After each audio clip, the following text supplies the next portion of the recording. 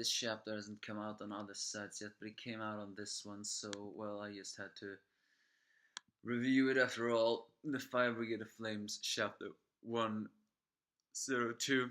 Last week, Inka was confronted by the guy, I think his name was Charon, who killed one of his friends. They are in utter shock as he says that you'll get used to seeing dead bodies. Inka is only shocked about the fact that the Sea of Flames smell like blood and wonder if that's what you truly seek. So, as Charon says that you are needed, Inka just still shocked asks why am I needed for, and Charon just reveals it's for the fact that in order to create that disaster that happened 250 years ago. And suddenly Inka activates her powers, sort of, I guess. I'm not exactly sure how to describe it. I mean, she could see lines and therefore she could evade the flames. The way things goes here is like she sees a start line and then a goal line. And when she presses the goal line, suddenly a huge explosion happens on Charon. Apparently, and when she does that, her eyes changes, meaning that she cannot just smell the same scent of fire, but apparently if she can see the lines, she can follow and then control them, creating a telekinesis power, so to speak. But Inka tries to use that to escape, but Charon immediately, of course, catches up. And even though Inka tries to deflect Charon with her abilities, it is very apparent that Charon is a higher level. It's just during that time that the hero finally arrives. It's Shinra, who tries to kick off the Charon, saying that they are the Fire Brigade of Flames, and I will protect you.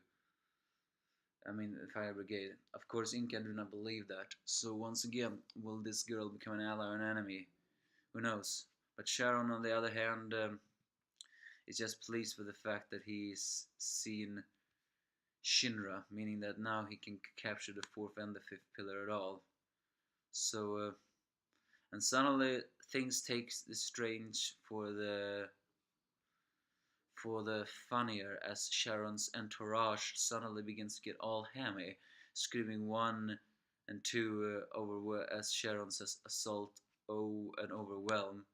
And just as he says those, he delivers a very powerful punch right to Shinra that sends him flying and causes an explosion.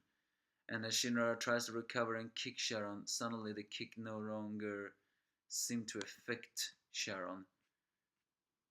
It's unknown how Charon suddenly became this strong. However, he does says, without realizing the divine protection from the preacher, you are nothing. So with that, he begins to walk. And as he walks, he creates devastating explosions. Elsewhere, the psycho girl of the White Hoods watch as she taunts Shinra, saying, "Can you protect Inka? We'll reach her." So